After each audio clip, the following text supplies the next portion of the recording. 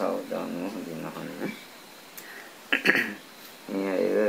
මේ සෑම කුසලයක්ම කරන්නේ දාන ආදී පුණ්‍ය කර්මයන් සිදු කරන්නේ. ධම්ම ශ්‍රවණය කරන්නේ. භාවනා කරන්නේ. නිවන් සුව ලබා ගැනීමේ පරමාර්ථය ඇතුව ඒ ප්‍රාර්ථනේ ප්‍රථම මූලික කොටගෙන.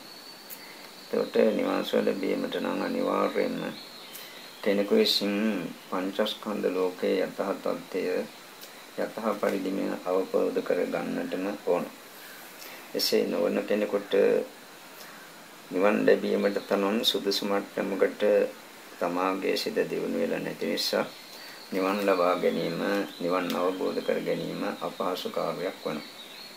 විශේෂයෙන්ම මේ පංචස්කන්ධ ධර්මයන් දුකක් වශයෙන් අවබෝධ කර ගැනීම සෑම කෙනෙක් විසින්ම කළ යුතු කාර්යයක්. දුක්ඛ සත්‍ය ගැන අවබෝධයක් ඇති කරගත්තු කෙනෙකුට තමයි මේ සංසාර තාගවේ නිමග්න කරනු ලබන පංචස්කන්ධ ධර්ම සංඛ්‍යාත මේ සංස්කාර ලෝකයේ කෙරෙහි පවත්නා වූ ඇලීම, චන්දරාගය ආදී දුරු කරන්නට හැකියාව ලැබෙනවා. මිනිසා මේකට අපි අද ප්‍රායෝගික වශයෙන් මේ පංචස්කන්ධ ධර්මයන් දුකක් වශයෙන් දැකලා ඒ පිළිබඳ කලකිරීමක් ඇති කරගත හැකි ආකාරය පිළිබඳව සරල කරුණු ටිකක් කියන්නේ. ඒ කරුණු ටික කියනකොට මේකට තේරෙයි. තේරුණාට තමා අවබෝධ කරගත්තා කියලා කිසිසේත්ම සිතීම සුදුසු නැහැ. හේතුව යමක් කියවුවාට පස්සේ නැත්නම් ඇසුවාට පස්සේ තේරෙන එක වෙනත් දෙයක්. ඒ කියන ලද නැත්නම් අසන ලද කරුණු තමාම අවබෝධ කරගෙන තමාගේම අවබෝධයෙන් දකින එක තවත් කරුණක්.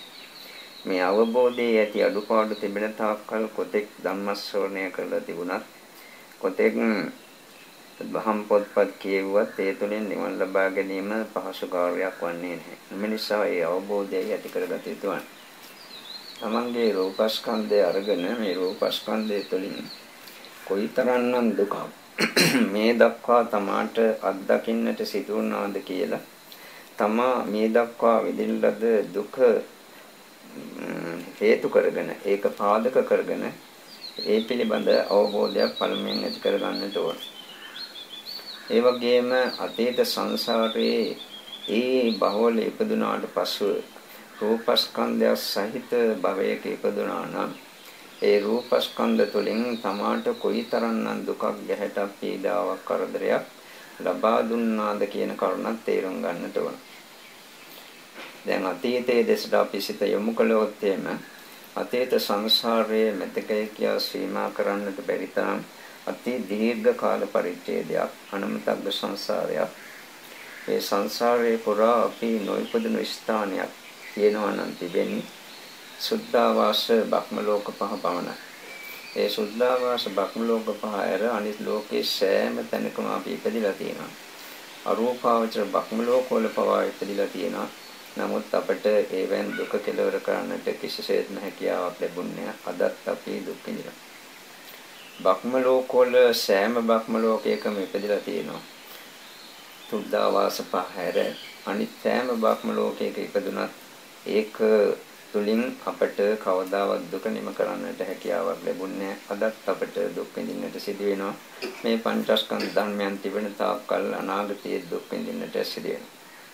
මොන බ්‍රහ්මයෙක් කියලා හිටියත් මොන දෙවියෙක් කියලා හිටියත් මොන බාහිරයෙක් කියලා හිටියත් කොයි ලෝකයක කොතනක අපේ ඉපදී සිටියත් ඒ කිසිම කාර්යයක් දුක කෙලවර කිරීම සඳහා හේතු වන දෙයක් නෙවෙයි.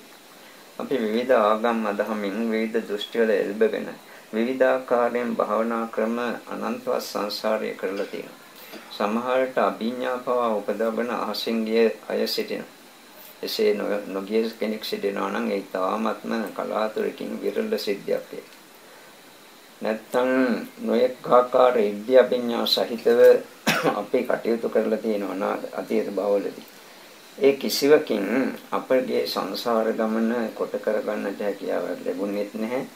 ඒ කිසිවකකින් සදාකාලික වශයෙන් දුක නැති කරගන්නට හැකියාවක් අපට ලැබුණෙත් නැහැ.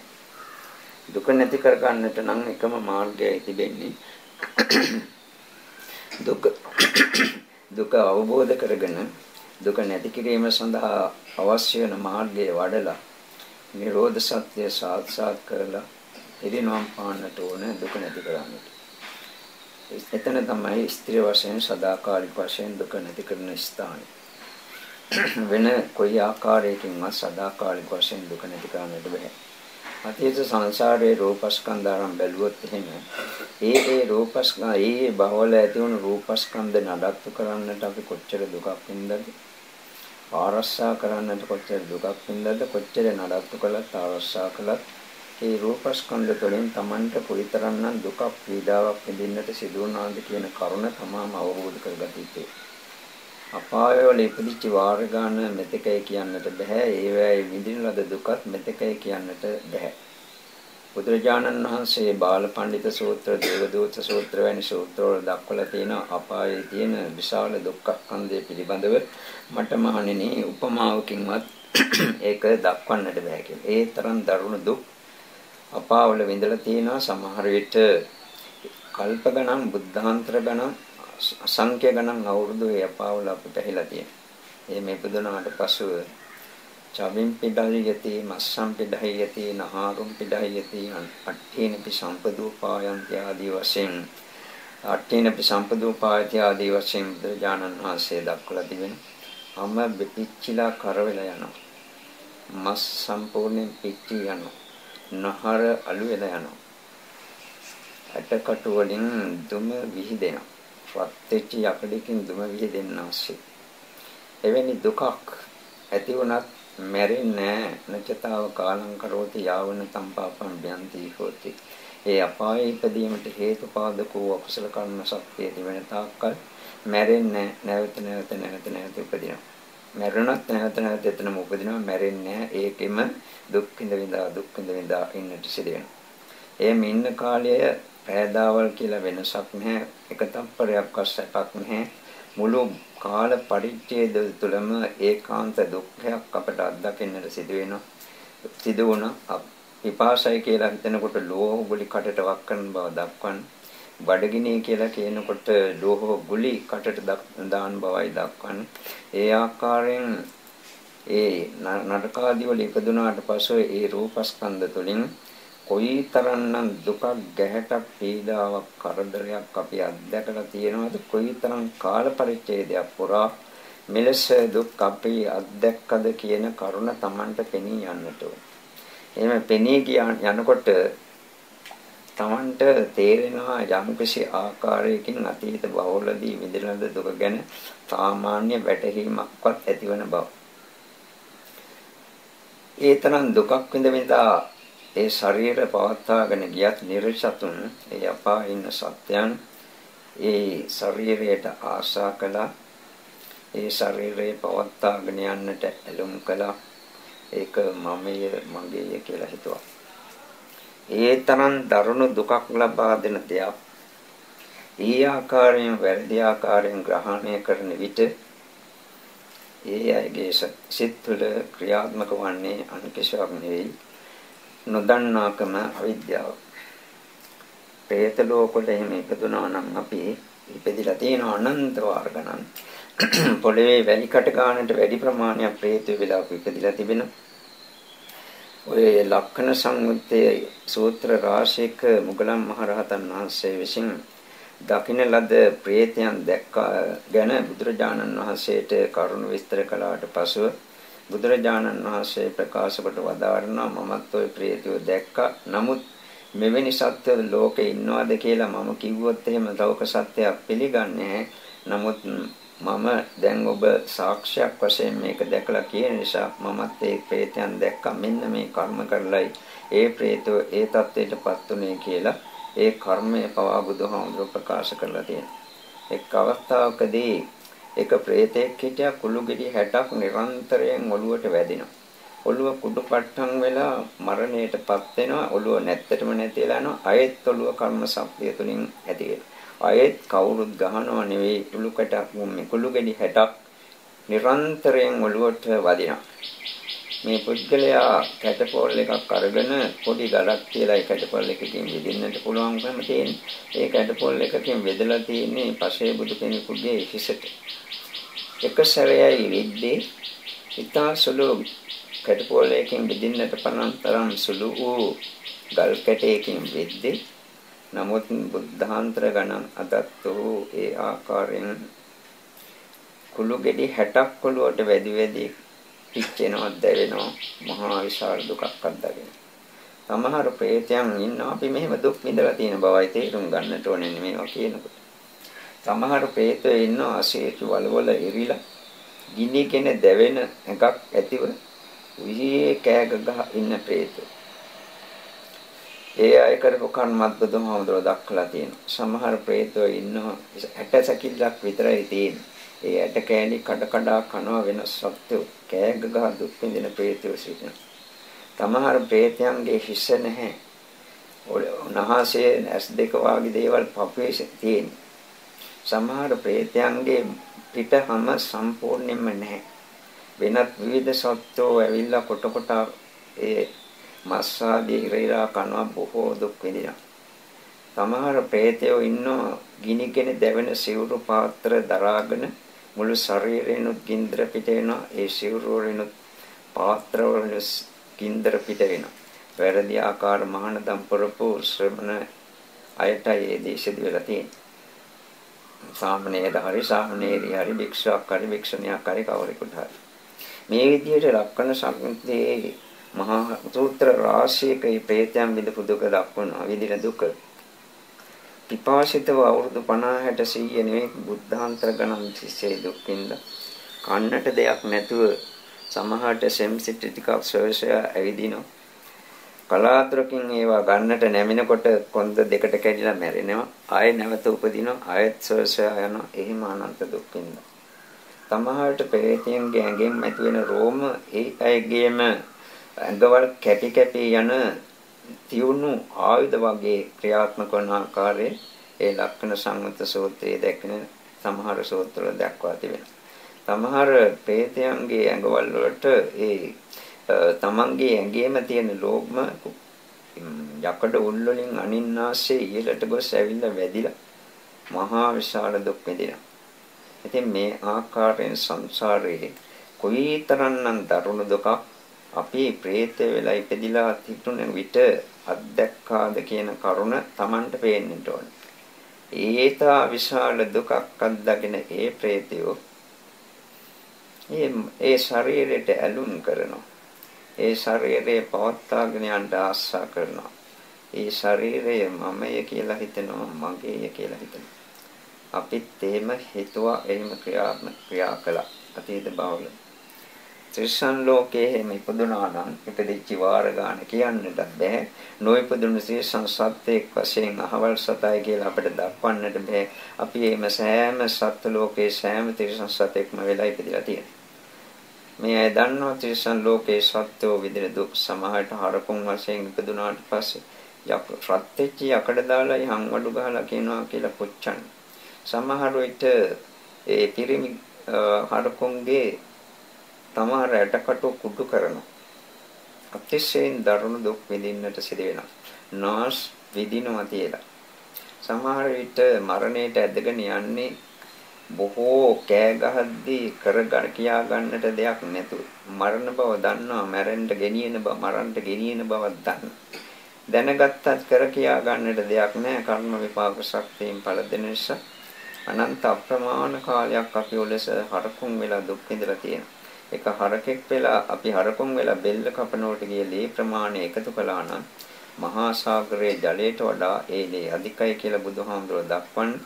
කොපමණනම් වාර ගණනක් අපි പ്രേත ලෝකයේ මේ තිරිසන් ලෝකයේ හරකුන් වෙලා මේ ඉපදිලා තිබෙනවාද කියලා කල්පනා කරලා අවබෝධ කරගන්නට ඕන. කියන කාරණා තේරෙන එක නෙවෙයි අවබෝධ කර ගැනීමයි අත්‍යවශ්‍ය වන්නේ. ඌරන් වෙලා කුකුලන් වෙලා ඒ වගේම බැටළුවන් වැනි සත්ත්වය වෙලා බෙල්ල කපනකොට ගිය ලේ ප්‍රමාණය එක එක සත්ත්වය වෙලා ඉපදිනකොට ගිය ලේ ප්‍රමාණය මහා සාගරයේ ජලයට අධික බව බුදුහාමුදුරුවෝ දක්වා තිබෙනවා.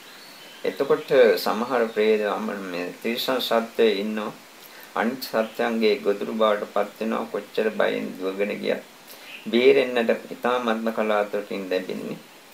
ඔවුන්ගේ අත්පා කකුල් ආදිය කඩ කඩ කනවා. ස්කන්ධය පවත්වාගෙන යාම සඳහා කොයිතරම්නම් දේවල් කරන්නට සිදු වෙනවද කියන කරුණ තේරුම් ගත යුතුයි. මේකට හැමදවසම කවන්න ඕනේ, පොවන්න ඕනේ. ඒක මහා දුකක්. එක වේලක් කවලත් මදි, සමහරට දෙවේලක් කවලත් මදි. එතකොට අද කෑවයි කියලා හෙට නොකා ඉන්නටත් බෑ. ඊයේ කාප එක දැන් ඇතිනේ, හෙටත් ඇති අනිද්දාත් ඇති කියලා එහෙම ඉන්නටත් බෑ. ඒ විදිහට මේ ශරීරය පෝෂණය කරන්නට නොයෙක් ආකාර රස්සා කරන, කුවිතෙන් කටයුතු කරන. ඒ වේලද ව්‍යාපාර ආදී දේවල් කරනවා. මේවා සැප නෙවෙයි. මේවා කරන විට අතිශයින් දරුණු දුක් තමයි ලැබෙන්නේ. ලෝක සත්‍යයට ඒක දුකක් වශයෙන් සමහර නොතේරුණත් ඇත්ත වශයෙන්ම තිබෙන්නේ දුකක්. මේ විදිහට කටයුතු කරන කාල පරිච්ඡේදය තුළදී තමන් මේ ශරීරය ආරක්ෂා කරන්නට ගියාට පසු නොයෙක් දේවල් කරන්නට සිදු වෙනවා. සමහර විට සත්ත්ව ඝාතනය කරන්නට වෙනවා. නැත්නම් අනිත් සත්‍යයන්ට හිරයට පීඩා කරදර කරන්නට සිදු වෙනවා. මේවෙන් නේත වශයෙන්ම අකුසල කර්ම සංස්කාර තමයි ජනිත වන්නේ. කෙසේ වෙතත් තමන්ගේ පංචස්කන්ධ ලෝකේ රූපස්කන්ධයේ කෙරෙහි ඇලී ගැලී සිටින සත්‍යයට මේක මම මගේ කියලා හිතාගෙන සිටින සත්‍යයට ඒකට ආශා කරන සත්‍යයට මේ කයතරම් මුතුන් දෙයක් කයතරම් වටිනා දෙයක් තමන්ට නැහැ. ඒක නිසා ඒක ආරක්ෂා කරන්නට මේක නඩත්තු කරන්නට පිනවන්නට නොයෙක් දේවල් ඒයට කරන්නට සිදුවෙන. ඒක කරන්නේ උපාදාන සහිත වෙවෙනිය. රහත් වෙච්ච කෙනෙකුට උනත් ඒක කරන්නට සිදු වෙනවා. බුදු උනත් කරන්නට වෙනවා. පසේ බුදු උනත් ඒක ඒ විදිහට නඩත්තු කරන්නට සිදු වෙනවා. නමුත් ඒකයේ යථා තත්ත්වය දැකලා ඒක සිතින් අතහැරලා කරගන්නට දෙයක් නැති නිසා ඔය කරනවා. අනිත් අය එහෙම නෙවෙයි. මේක මම කියලා හිතාන, මගේ කියලා හිතාන උපාදාන කරගෙන තණ්හාවෙන් බැඳෙලායි කටයුතු කරන්නේ. මේව කටයුතු කරන මේ ශරීරය තුළින් කොයිතරම්නම් රෝග පීඩා ඇතිවිලා අපි අනන්ත සංසාරයේ කොයිතරම්නම් දුකක් විඳද කියලා කල්පනා කරලා බලන්නට ඕන. හිතන්නට පුළුවන් මේ අය සමාහට අපි නම් නිරෝගී, අපිට නම් මෙහෙම ලෙඩ හැදෙන්නේ නැහැ කියලා. කොයි ලෙඩේ කොයි අවස්ථාවේ අපට හැදෙයිද කියලා දන්නේ නැහැ එකක්. ඊට අමතරව අතීත බහවලදී අපිට නොසෑදුණු රෝගයක්වත් නැහැ. ඔය පිළිකා වැනි රෝග තත්ත්වවලටපත් වුණොත් එහෙම කොයිතරම්නම් දුකක් මරණය දක්වාම සමහරට අත්දකින්නට සිදු වෙනවා. ලියුකේමියා වැනි රෝග තියෙනවා. නැත්නම් ක්ෂය රෝගය වැනි රෝග තියෙනවා. බරපතල දරුණු දුක් ලබා දෙන රෝග තියෙනවා. ඉස්සර සමහර විට පුපුරන තරම් වේදනාවගෙන දෙන ඉස්සරදවල්. නැත්නම් එසේ මොළයේ ඇතුලේ තියෙන ඒ මොළයේ පිළිකා වැනි දේවල්, ඒ මොළයේ වතුර පිරීම වැනි දේවල්, මොළයේ විකෘති වෙන දේවල් ආදී නොඑක ආකාර මොළයේ ආශ්‍රිත හැදෙන රෝග කියන්නට බෑ. S2 ආශ්‍රිත ඇසෙන රෝග කොච්චරද? කන් ආශ්‍රිත හැදෙනවා, නාසය ආශ්‍රිත හැදෙනවා, දිව කට උගුර ආශ්‍රිත රෝග හැදෙනවා, හදවත පෙනහැලි ආශ්‍රිත හැදෙනවා, වකුගඩු ආශ්‍රිත හැදෙනවා.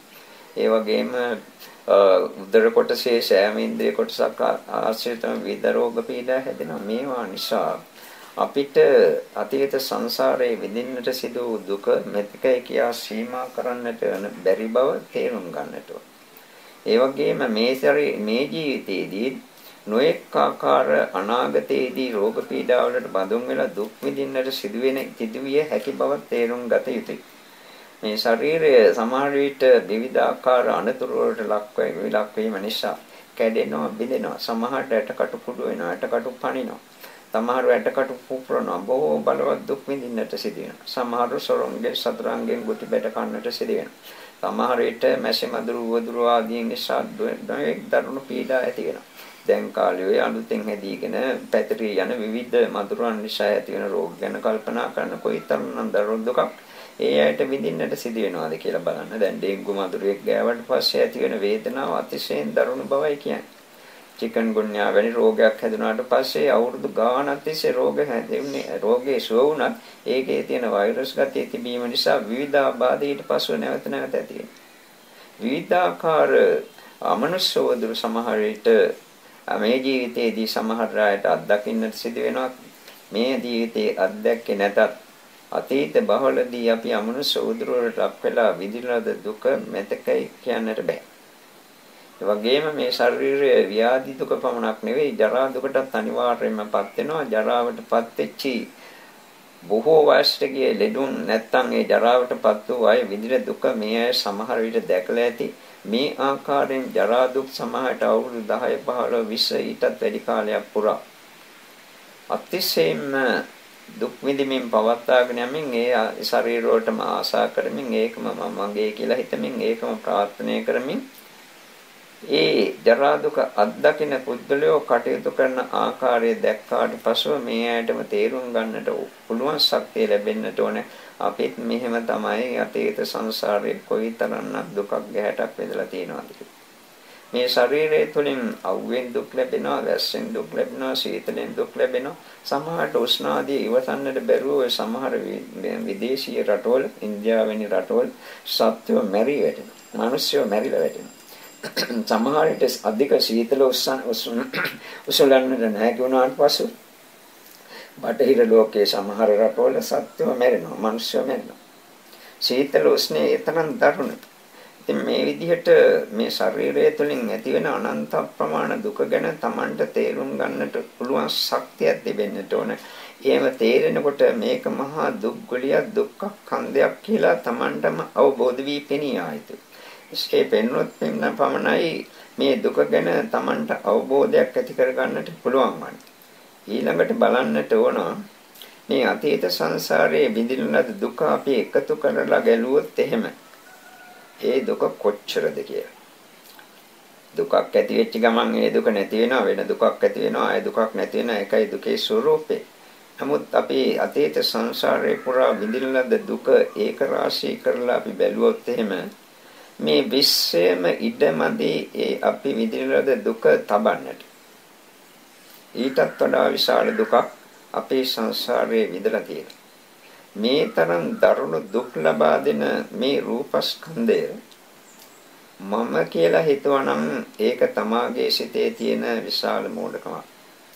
මේ තරම් ගිය බහවල උපෝපම් බහවල පැවති රූපස්කන්ධය තුළින් දුක් විඳින මේ රූපස්කන්ධේ මමය මගේය කියලා හිතනවා නම් ඒක මහා මෝඩ ක්‍රියාවක්. මේ තරම් දුක් ලබා දෙන දුක් ලබා දුන් මේ රූපස්කන්ධයේ පවත්තාඥයන්ට ආශා කරනවා නම් ඒකත් මොඩකම වැඩක්.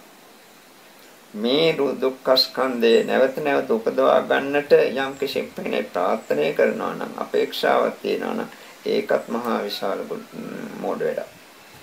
මේ සියල්ලම තමාගේ සිත තුළ ක්‍රියාත්මක වුණා මේ තරම් දුක්ඛක් වූ දුක්ඛ සමුදයක් වූ රූපස්කන්ධය කෙරෙහි මම ඇලුනේ කොයිතරම් මෝඩකමකින්ද, මම බැඳුනේ, මම ආශා කළේ නැවත නැවත භවයේ ඉපදිලා දුක් විඳින්දා පවත්වාගෙන යන්නට මේ ශරීරය ප්‍රාර්ථනා කළේ කොයිතරම්නම් මෝඩකමකින්ද කියලා Tamanටම අවබෝධ වෙලා පෙනී ආයිති.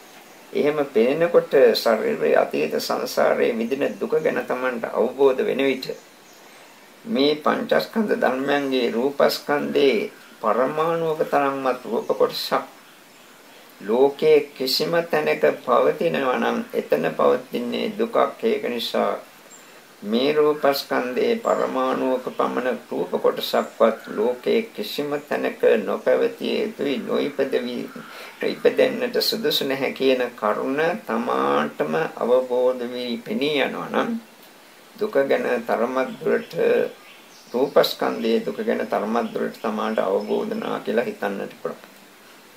ඒ කියන්නේ එක තප්පරයක් නෙවෙයි, එක ශරණයක කාලයක්වත් පරමාණුක තරම් ඊතාසුළු රූප කොටසක්වත් මොනම ලෝකයකවත් නොපැවතිය යුතුයි. ඒ තරම් භයානක දුකක් වූ දුක්ඛ සමුදයක් වූ මේක කෙරෙහි මම කලකිරිය යුතුයි. මේ දුක දින දුක්ඛ සමුදයක් වූ මේ රූපස්කන්ධේ මම කියලා ගත්තෙන් පුයිතරම් මෝඩකමකින්ද ආශා කළේ, ඒකට ආශා කළේ මොනතරම් මෝඩකමකින්ද ඒක නැවත නැවත උපදවා ගන්නට භව ආශාවෙන් යුතුව කටයුතු කළේ කොයිතරම්නම් අඥානකමකින්ද කියන කරුණ තමාටම අවබෝධ වී යායිති.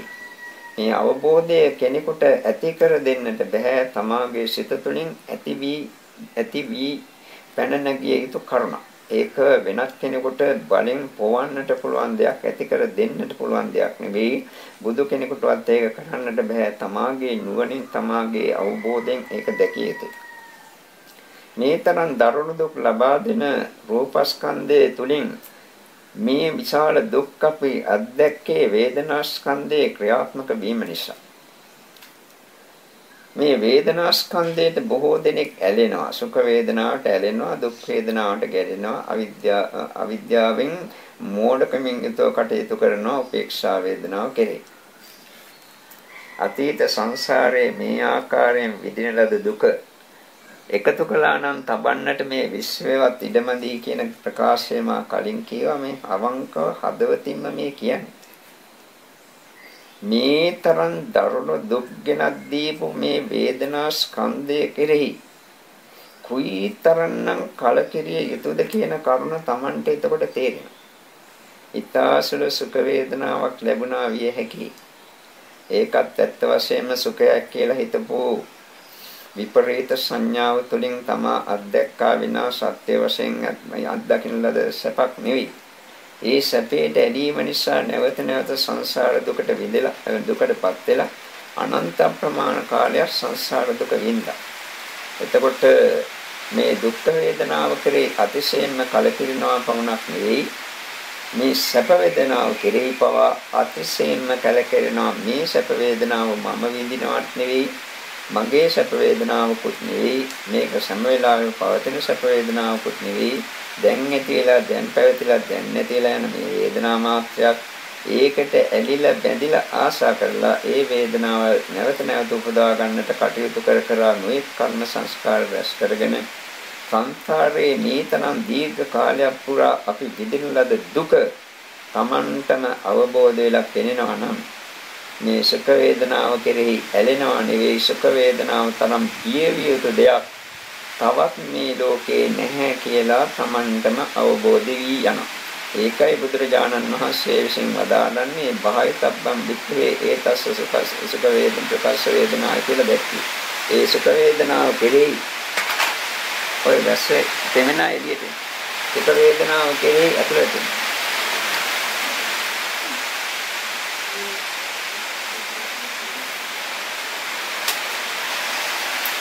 ඇතුළට එන්න.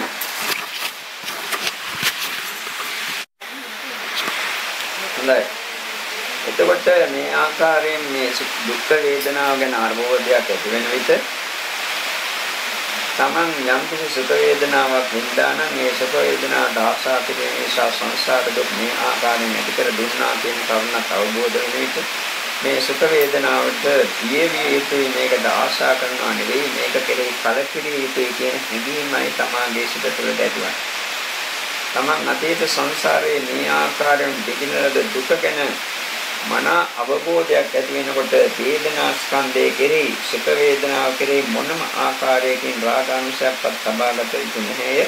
ඒ වගේම දුක් වේදනාව මම විඳින්නේ එකක් නෙවෙයි, මගේ වේදනාවකුත් නෙවෙයි, මේක කෙරෙහි පටිඝ අංශයෙන් බැඳෙන්නට නොසුදුසිය. මේ වගේම උපේක්ෂා වේදනාව නිරන්තරයෙන් නැති යන එකක් වෙන අවබෝධයේ පිහිටලා ඒක කෙරෙහි මුලා නොවිය යුතුයි කියලා ඒ කෙරෙහි පවතින අවිද්‍යා අංශය දුරු කළ යුතුයි කියන හැඟීම කෙනෙකුගේ සිතට ඇති විය යුතුයි. එහෙම ඇති වෙනකොට මේ වේදනා ස්කන්ධය කෙරෙහි එක ශ්‍රණයක්වත් මේ වේදනාව නොපැවතිය යුතුයි කියන හැඟීම තමාගේ සිතට අවබෝධ වෙලා පේනවා.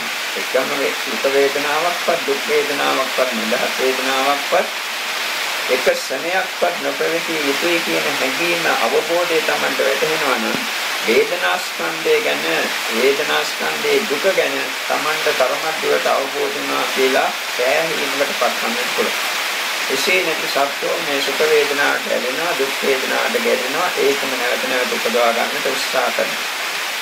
මේ විදිහට තමයි අතීත බහවලදී මේ දක්වා විඳින ලද දුක ගැන සම්පූර්ණ අවබෝධයක් ඇති වෙනකොට මේ සංසාරේ පුරා විඳින ලද දුක මෙතකයි කියලා Tamanට තේරෙනකොට Tamanට තේරෙනවා අර බුදුරජාණන් වහන්සේ විසින් ප්‍රකාශ කළේ අතීත සංසාරයේ Taman විඳින ලද දුක දන්නවා නම් මහණෙනි, උඹලගේ හිස ගිනිගත්තත් ඒ හිස ගිනිගෙන දැවෙද්දි ඒ ගින්දර නිවන්නට නෙවෙයි උඹලා උත්සාහ කරන්නේ, අවබෝධ නොකළ චතුරාර්ය සත්‍ය ධර්මයන් අවබෝධ කිරීමටයි උත්සාහ කරන්නේ කියන කරුණ බුදුරජාණන් වහන්සේ විසින් වදාරලා තියෙන්නේ කොයිතරම්නම් ගැඹුරු අවබෝධයකින් යුතුවද කියන කරුණ තමන්ටම පෙනී ආයි.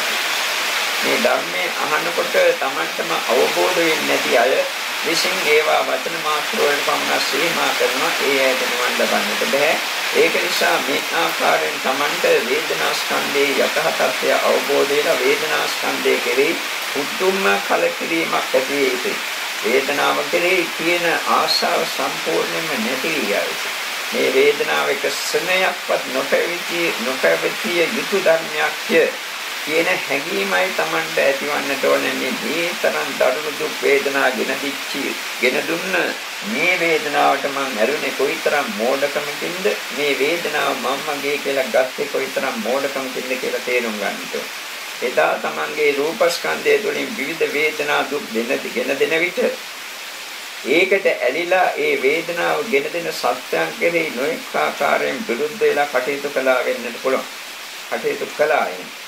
නමුත් ඒ රූපස්කන්ධ ඒ බහවල එතන මෙතනම දාලා ගියා. ඒවැයින් රැස් කරගත්තු කර්ම විපාක සත්‍යයෙන් වල ප්‍රතිඵල අපට සමහරට අදත් අත්දකින්නට සිදුවෙනවා.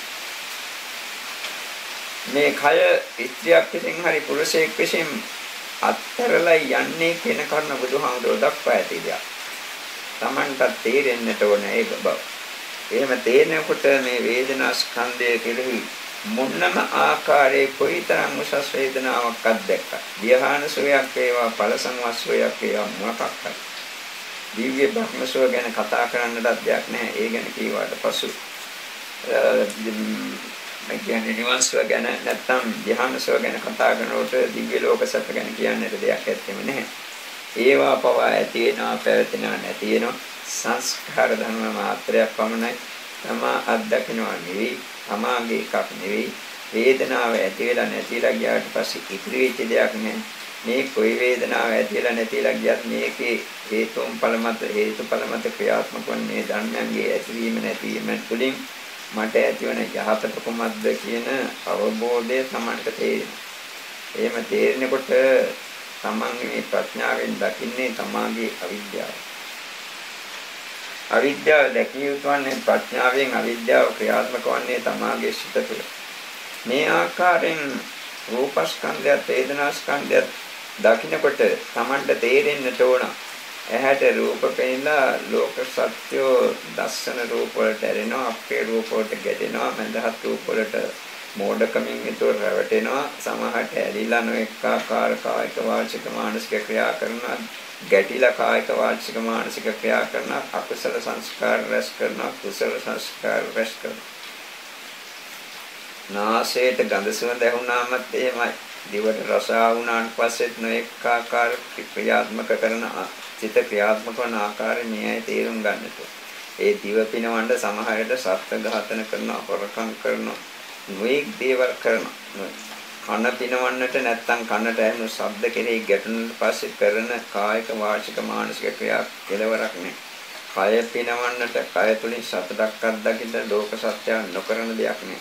මේ ගෙවල් දොරවල් හදන්න, යාන වාහන ගන්න, ඉඩ කඩම් ගන්න, ඒකී රස්සා කරන්නේ, මිල මුදල් හම්බ කරන්නේ. නොඑක ආකාර දුක් ගැහැට ලබා දෙන මේ ශරීර කූඩුව පවත්වාගෙන යාම සඳහා ඒක මම මගේ කියලා උපාදාන කරගන්න. මේ විදිහට කටයුතු කරන ලෝක සත්‍ය නොඑක ආකාර කර්ම සංස්කාර රැස් කරනවා. ඒක දුකක් ගැන දන්නේ කර්ම සංස්කාර වේදාකාරයෙන් රැස් කළා. මේ විදිහට දුක්ඛ සමුදය සත්‍ය ක්‍රියාත්මක වුණා. කැරකි යන මහා විශාල යන්ත්‍රයක් වාගේ. හරියට අපි කොන්ක්‍රීට් වැනි දේවල් මිශ්‍ර කරන අතිවිශාල යන්ත්‍රයක් තියෙනවා නම් ඒක නිරන්තරයෙන් කැරකි ඇතුලේ තියෙන දේවල් එහාට පෙරලනවා මෙහාට පෙරලනවා වගේ. ඒ ලෝකයේ සියලුම සත්‍යෝ රහත් වූ සෑම කෙනෙක්ම මේ විශ්වය කියන එක සම්පූර්ණයෙන්ම අර සිමෙන්ති මිශ්‍රණය අනන යන්ත්‍රය තරම් විශාල එකක් නම් ඒක ඇතුලේ එහාට කැරකෙනවා මෙහාට කැරකෙනවා උඩට යනවා යටට එනවා අහලට හරහට යනවා. කර්ම සංස්කාර රැස් කරගෙන සංස්කාර ගොඩියේම බැස ගන්න. මේක Tamanට තේරුම් ගන්නට ඕන මේ තරම් කර්ම සංස්කාර ගොඩක් රැස් කර දීපු මේ රූපස්කන්ධය, මේ තරම් කර්ම සංස්කාර ගොඩක් රැස් කර දීපු මේ වේදනා ස්කන්ධය කෙරෙහි දුක්ඛ සමුදය සත්‍ය උපදවා දීමට හේතුපාදකෝ මේ රූප හා වේදනා ස්කන්ධ කෙරෙහි කොයිතරම්නම් කලකිරිය යුතුද කියලා Tamanටම අවබෝධ වෙයි පෙනියන්නට. එහෙම පෙනෙනකොට මේ වේදනාව කෙරෙහි අපමර්ථේනොකත් ආශාවක් තබාගත යුතු නැහැ කියන කරුණ Tamanට අවබෝධ වෙයි. ඒකයි බුදුහාමුදුරුවෝ එක්තැනකදී කළා ප්‍රකාශ කරන්නේ මහණෙනි සුඛ වේදනාව කෙරෙහි රාගානුසය අයින් කරන්නේ නැතුව, දුක්ඛ වේදනාව කෙරෙහි පටිඝානුසය නැති කරන්නේ නැතුව, උපේක්ෂා වේදනාව කෙරෙහි අවිද්‍යා අනුසය ඉවත් කරන්නේ නැතුව අවිද්‍යාව අයින් කරලා විද්‍යාව උපදවා ගන්නේ නැතුව මේ දුක කෙලවර කරයි කියන කරුණ කිසිදාක සිදුවිය නොහැක. මේ විදිහට බුදුහාමුදුරුවෝ ප්‍රකාශ කළේ ඒ නිසායි ඒ ප්‍රකාශ කිරීම බුදුරජාණන් වහන්සේ විසින් කළේ කොයිතරම්නම් ගැඹුරු අවබෝධයකද පිහිටලාද කියන කරුණ තමන්ගේ අවබෝධය තුළින් දකිනවා නම් තමයි සුදුසු. මේ තරම් වේදනා දුක් ලබා දිච්චි රූපස්කන්ධයේ වේදනාස්කන්ධයේ ක්‍රියාත්මක වෙන විට අනිත්‍ය ස්කන්ධ ක්‍රියාත්මක වුණේ කොහොමද කියලා දකින්න. සංඥා ස්කන්ධයෙන් ඔක්කොම මුලා වුණා. ඒ වගේම සිත තුළ තියෙන අවිද්‍යාව සංස්කාර ස්කන්ධයට අයද්දයක්, ඒ තුළින් කරන කුසල අකුසල ක්‍රියා ඔක්කොම සංස්කාර ස්කන්ධයට අයද්දයක්, විවිධාකාර සිතිවිලි ඔක්කොම සංස්කාර ලෝකයට අයද්දයක්, අවුල් ජාලාවක්සේ පැටලි කැරකි පරිභ්‍රමණය වෙමින් මේ තුලම කැරකුණා සංසාරේ පුරා. මට මේකට හරි උපමාවක් 100ට නැගෙන්නේ නැහැ. මට ඒ දර්ශනේ පේනවා මේ කැරකෙන ආකාරය. ඉතින් මේ මුළු විශ්වයේ සත්‍යවම මේ ආකාරයෙන් එකම දුක්ඛලියක් තුල කැරකි පරිභ්‍රමණය වෙනවා. මේක හරියට දකින්නකොට බුදුරජාණන් වහන්සේ ප්‍රකාශ කරපු පාඩයක් 100ට නැගෙනවා දුක්ඛේ පටිච්චිතෝ ලෝක සංනිවාසෝ. මුළු විශ්වයේ සෑම සත්‍යෙම දුකේ පීඩලා සිටින්නේ. බුදුහාමුදුරුවෝ මේ ප්‍රකාශය කළේ කොයිතරම්නම් ගැඹුරු අවබෝධයකින් ගැඹුරු දර්ශනයක සිටලාද කියලා Tamanටම අවබෝධයලා පෙනෙනවා නම් තරමක් දුරට හරි මේ දුක ගැන අවබෝධයක් ඇති වුණා කියලා සෑහීමකටපත් වන්නට පුළුවන්. එතකොට මේ භවයේ අතීත භවයේ අනාගත භවවලදී මේ ආකාරයෙන් විශාල දුකක් ලබා දෙන මේ පංචස්කන්ධ සංඛ්‍යාත සංස්කාර ලෝකය පවත්වාගෙන යාමට හේතුපාදකෝ කර්ම සංස්කාර අපි රැස් කළා. මේ කර්ම සංස්කාර තුළින් මේ තරම් දුකක් ලබා දුන්නා. මේ දුක් ලබා දීපු කර්ම සංස්කාර යහපත් දෙයක් කියලා හිතුවනම් ඒක අනික්‍රම මෝඩ ක්‍රියාවක්. තමන්ගේ විඥානස්කන්ධයේ පැවැත්ම පවතිනවා දැනුත් තියෙනවා. මේ විඥානස්කන්ධයේ පැවැත්ම තිබෙන නිසාම මේ ඔක්කොම දුක් විඳින්නට සිදුවෙනවා.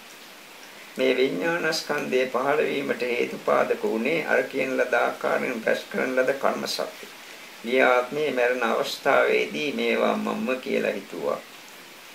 මේවා මගේ දේවල් කියලා හිතුවා. මේක ආත්මයක් කියලා හිතුවා. කර්ම සංස්කාර රැස් කරගෙන හිටියා. ආශා කළා, උපාදාන කළා, නොඑක් දේවල් අල්ලගෙන දැගලුවා. මෙහෙම කරන විට සිත ක්‍රියාශීලී වෙනවා. ඒවා නිරුද්ධ කරපු කෙනෙකුගේ සිත අක්‍රියත්වයටපත් වෙනවා, නිසලත්වයටපත් වෙලා විමුක්ති භාවයටපත් වෙච්ච සිතක් බවට පරිවර්තනය වෙනවා. එතකොට මේ විමුක්ත සිතක් තියෙනවා නම් ওই මොකක්වත් සිදුවන්නේ. එදා ඒව නොතිබුණු නිසා ඒ ආකාරයෙන් ක්‍රියාත්මක වෙච්ච සිත මරණ මොහොතේදී එතන එලෙසින් ක්‍රියාත්මක වුණා. ඒ ආත්ම භාවයේ ඒ රූපස්කන්ධය අසුරගෙන ඒ සිතට පවතින්නට හැකියාවක් ලැබුණේ නැහැ. මෙරිච්ච නිසා ඒ අවසාන මරණ මොහොතේ පැවති සිතවිලි පරම්පරාවට අනුකූල වන පරිදි තවත් තැනක මේ ප්‍රතිසන්ති විඥානය ගිහිල්ලා එල්ලුණා. ඒක එල්ලෙච්ච නිසා මේ තරම් දුක් ගැට විඳින්නට සංසාරේ පුරාම අපට සිදුණා. මේ භවයේත් ඒ දුක් විඳිනවා. මේ විඥානයේ දිගින් දිගට පැවතගෙන යාම තරම් භයානක දෙයක් තවත් තියෙනවද කියලා එතකොට Tamanට තේරෙයි. Tamanට යම් කෙනෙක් මේ විදිහට කටයුතු කරලා සිත විමුක්ති භාවයට පත් කරගෙන සිටිනවා නම් ඒ විමුක්ති සිත තබා ගන්නට කිසිම ආශාවක් නැහැ. තබා ගන්නට නෙවෙයි ඒක නැති කර ගන්නට අවශ්‍යයි. ඒක නැති වෙනවා දකින්න ඒ කැමති. නමුත් ඒයට ඕනෑ විදිහට ඒක නැති කර ගන්නට බෑ. ඒකට ඕනෑ විදිහට ඒක සම්පූර්ණයෙන්ම සදාකාලික වශයෙන්ම නිවා ගන්නටත් බෑ.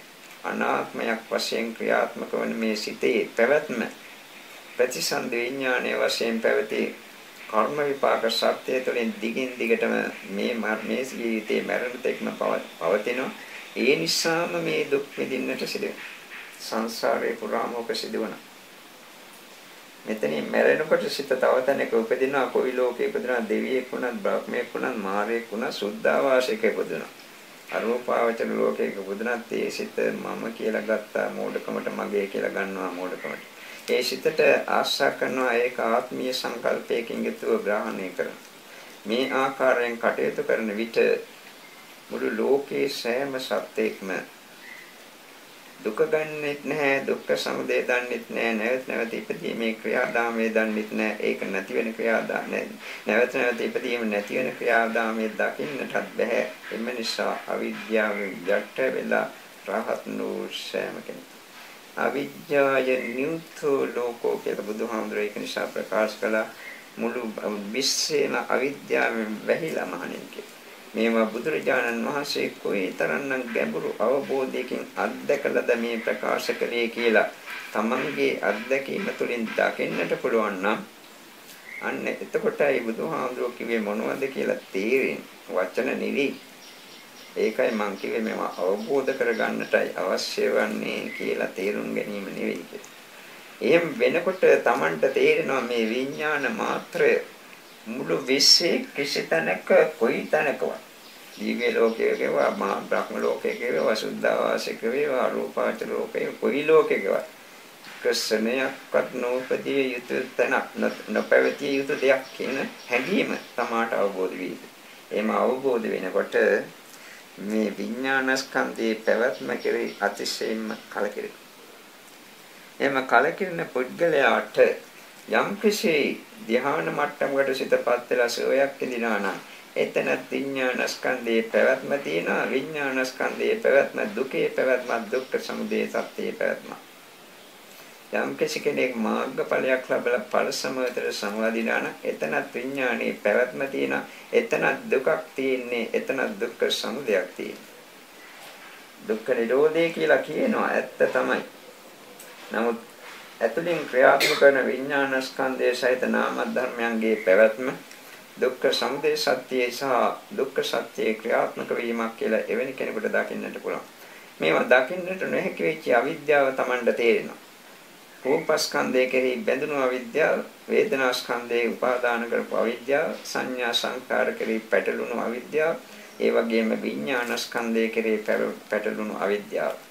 නැත්තම් ධ්‍යාන සිත්වල තියෙන සුවයට ලැබෙනු අවිද්‍යාව, නැත්තම් ඵල සමවතක සිටින නිවන් සොයට බැඳුණු, නැත්තම් ඒකට ආශා කළ ඒකේ රසයට ගිජු අවිද්‍යාව Tamanට තේරෙනවා. එහෙම Tamanට තේරෙනවා නම් මේ විඥාන මාත්‍රේ නැත්තටම නැතිලා පහනක් නිවනාසේ නිවි යනවනම් ඒ හැර වෙන දෙයක් මට අවශ්‍ය නැහැ කියන හැඟීම කාලෙදී පෙනී යන. අන්න එහෙම පෙනී ගියොත් ඔහුගේ හෝ ඒකේ සිත තුළ මේ විඥානයේ පවත්නා වූ හේතු මත අතීත භව කර්ම විපාක ශක්තිය මත රූපස්කන්ධයේ ජීවිතේන්ද්‍රේ රූපේ පැවැත්ම මත ඒකෝහි පවතිනා වෙන සත්‍යයක් මැරෙනාseම මේ ශරීරයත් මැරෙනවා, මේ සිත නිරුද්ධ වෙනවා. අර ආකාරයෙන් යථාභූත ඥාන දර්ශනයත් වලින් අත්දැකලා සිත නිදහස් වෙලා තියෙන නිසා නැවත තැනක ගැට ගැසෙන්නට සුදුසු සිතක් පහළවන්නේ නැහැ කියන කරුණ අත්දකින්නට පුළුවන්. එහෙම අත්දකින කෙනෙකුට තමන්ගේ සිත තුළ තමන්ටම පැහැදිලිව තේරෙනවා මේ සියුම් දැනීමක් තියෙනවා. ඒකත් හේතුඵල මත ක්‍රියාත්මක වන දෙයක්. ඔය හේතු මත ඇති නැති යන හේතු මත කියන එකෙන් අදහස් කරන්නේ කර්ම විපාක ශක්තිය මත රඳා පවතින ජීවිතයේ පණ ටික මත රඳා පවතින. එයින් බැහැර තියෙන රූප වේදනා සංඥා සංඛාර විඥාන කියන සිසස්කන්ධ හේතුඵල මත ඔහි ඇති නැති යන මුළු ලෝකේ සත්‍යයටම පොදු ධර්මතාවයක් මේ. නමුත් කිසිම සත්‍යයකට ඒක දකින්නට බෑ ඉහළම උසස් ප්‍රතිඵලයක් ලබාගත් කෙනෙකුට හැර. එමේසා මේ ලෝක සත්‍ය ඔක්කොම කර්ම සංස්කාර රැස් කරගෙන ආශා කරගෙන තරහින් ගැටිලා උපාදාන කරගෙන නූල් බෝලයක් පැටලි තියනවා වගේ අවුල් ජාලයක පැටලි සිටමින් සසරින් සසරට යන හැටි දකින්නට පුළුවන්. තමන්ගේ ශරීරයේ දේශ බැලුවොත් එවැනි කෙනෙකුට මේ සියුම් දැනීමක් තමා නෙවෙයි, තමාට අයත් දෙයක් නෙවෙයි, තමාට ඕන විදිහට නැති කර ගන්නට පුළුවන් දෙයක් නෙවෙයි. අනාත්ම වූ ධර්මතාවයක්, ඒ වගේම මරුණට පස්සේ සඳහටම නිවි යන අනිත්‍යයට යන නිරුද්ධ වී යන ධර්මතාවයක්. මේ ජීවිතයේදී පවාසී නැති කරොත් තදනින්දට වැටුණොත් පවා නිරුද්ධ වී යන නැති වී යන ධර්මතාවයක්. ඒ බහැරව පවත්නා වූ පංචස්කන්ධ ධර්ම ඔක්කොම හේතුඵල මත උහි ඇති නැති යන දෙයක්. මෙතන කිසි තැනක මම කියලා දෙයක් නැහැ නේද කියන අවබෝධය ඇති වුණාට පසු මුළු විශ්වයේම සත්‍යංගේ தත්ත්වය මේකයි කියලා හරියට දකිනවනම් මෙතන මම කියලා මගේ කියලා ගන්නට කිසිවක් නැතුව ශේෂ නොවි නිරුද්ධ වී ගියාට පසුව මගේ බවක් කොයි ලෝකේ කොයි තැනකවත් තියෙන්නට බෑ. නැති බව තේරුම් ගන්නවා. කිසිම සත්‍යයක් කිසිම දෙයක් කිසිම සත්‍යයක් මගේ කියලා ගන්නට බෑ. ලෝකේ අනිශ්චත්වය අනුව Taman දේශ බැලුවොත් අනිශ්චත්වයන්ට මෙතන ගන්නට දෙයක් නැහැ. මගේ කෙනෙක් කියලා. නැත්තම් අසවල් කෙනෙක් කියලා ග්‍රහණය කරන්නට කිසි දෙයක් නැහැ. ඉතින් මේවා නොදන්නා ලෝක සත්‍යෝ සංසාරේ පුරා කැරකි යනවා. ඒ කැරකි යන්නේකට විරුද්ධව යම් කෙනෙක් කටයුතු කරන්නට යනවා නම් මායя ඒකට විරුද්ධ වෙලා නැවත සංසාරේ නිමග්න කරවන්නට අවශ්‍ය දේවල් රාගයේ ද්වේෂය අසපිනවීන කනපිනවීම ආදී දේවල් වල සත්‍ය යොමු කරනවා. ඒ සත්‍යත් ඒ වගේම කර්ම සංස්කාර රැස් කර අවුල්ජාලික පැටලි දඟලනවා වගේම ඒ මායත් ඒ අවුල්ජාලාවේම පැටි සිටින බව ඒ මායයට දකින්නට බෑ. ලෝකේම ස්වરૂපේ ඔන්න ඕකයි. එහෙම වෙනකොට Tamanda තේරෙනවා ලෝකයේ කිසිම සත්‍යයක්වත් කිසිම දෙයක්වත් තමා හෝ තමාට අයත් දෙයක් නෙවෙයි. තමන්ගේ මේ පංචස්කන්ධ ධර්මත් හේතුඵල මත උහි ඇති යනවා විනා වෙන දෙයක් නෙවෙයි. යම් කිසි සියුම් දැනීමක් තියෙනවා නම් ඒකත් හේතු මත රඳා පවතින ධර්මයක් විනා වෙන දෙයක් නෙවෙයි. එතකොට මේවා කෙරෙහි පුදුම උපේක්ෂාවක් ඇතිනම් මොකද්ද මේතන කිසි තත්ත්වයක් නැහැ, කිසි මමත්වයක් නැහැ, කිසි මගේ බවක් නැහැ. විශ්වයේම වැසීගත් උපේක්ෂාවක් ඇති. මුළු විශ්වය පුරා පැතිරී ගිය විශ්වයේම යට වී ගිය උපේක්ෂාවක් සිත තුළ ජනිත වන. එයින් එහාට උපේක්ෂාවක් ඇති කර ගන්නට තැනක් නැහැ. ඒක තමයි උපේක්ෂාවේ උපරිම තැන, අන්තිම තැන. මේ උපේක්ෂාවෙන් ඊට සිටින තැනට කිසිවක් තමා උපාදාන කරගෙන නැති බව, කිසිවක් කරේ තණ්හාවක් නැති බව, කිසිම කෙරේ කැඩුවක් කෙරේ කිසිම දෙයක් කෙරේ කිසිම කෙනෙක් කෙරේ කිසිම බැඳීමක් නැති බව මන්ටම පැහැදිලිව අත්දකින්නට පුළුවන්. අන්න එවැනි කෙනෙක් ලෝක සත්‍ය දෙස බලන්නේ අවිද්‍යාවෙන් බරෝ ලෝක සත්‍ය අවිද්‍යාව තියෙන තාක්කල් නොදක්කම තිබෙන තාක්කල් මේ ආකාරයෙන් කැරකි සංසාරේම නිමග්න වෙන බව.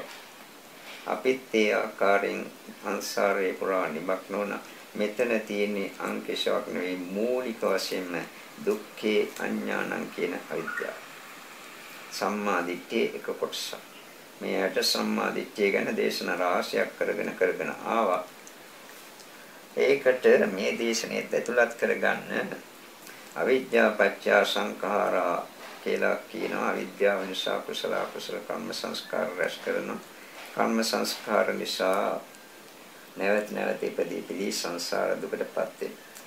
එතකොට මේ අවිද්‍යාව දුක්ඛේ අඥානං දුක්ඛ සමුදය අඥානං දුක්ඛ නිරෝධේ අඥානං දුක්ඛ නිරෝධ ගාමිනී පටිපදා අඥානං කියන කරුණු හතරින් යුතුයි. ඒකෙන් දුක්ඛේ අඥානං කියන එක ගැනයි අපි මේ ටිකක් කරුණු කිව්වේ. ඒක සම්මා දිට්ඨිය විස්තර කරනකොට බුදුහාමුදුරුවෝ ප්‍රකාශ කරපු එක් ආකාරයක්. සම්මා දිට්ඨිය කියන්නේ කොහොමද? දුක ගැන දන්නවා. දුක්ඛ සමුදය ගැන දන්නවා. දුක්ඛ නිරෝධය ගැන දන්නවා. දුක්ඛ නිරෝධ ගාමිනී පදාව ගැන දන්නවා.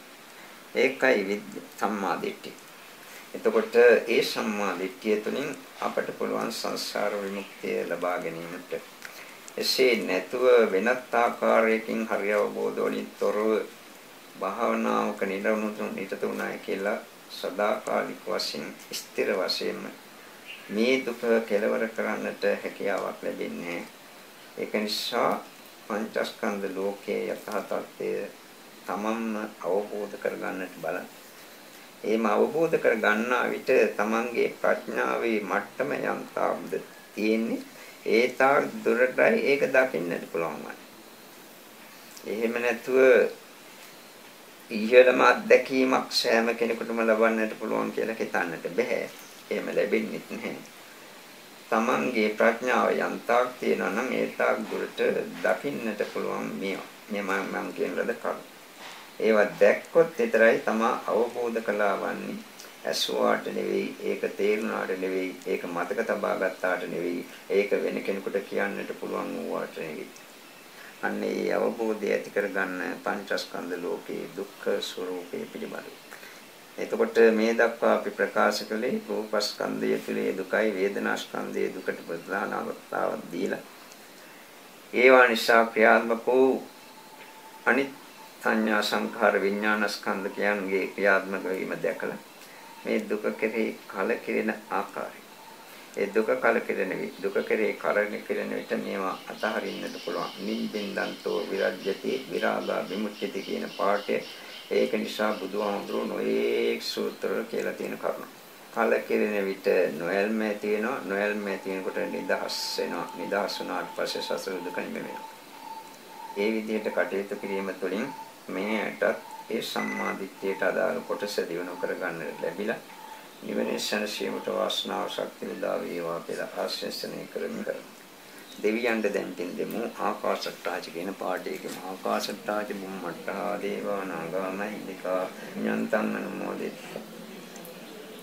ආකාශට්ටාච බුම්මට්ටා දේවා නාගා මහින්దికා පුඤ්ඤන්තං අනුමෝදිතා. චිරන් රක්ඛන්තු දේශනං ආකාශට්ටාච බුම්මට්ටා දේවා පුඤ්ඤන්තං අනුමෝදිතා. චිරන් රක්ඛන්තු මං ප්‍රාන්ති ප්‍රාර්ථනේ ගනිමිනා පුඤ්ඤ කම්මේන මාමේ බාල සමාගමෝ තතං සමාගමෝ හෝතු යාව නිබ්බානපත්ත්‍ය ඉදස සත්‍ය මේටත් නිවනසල දේවා.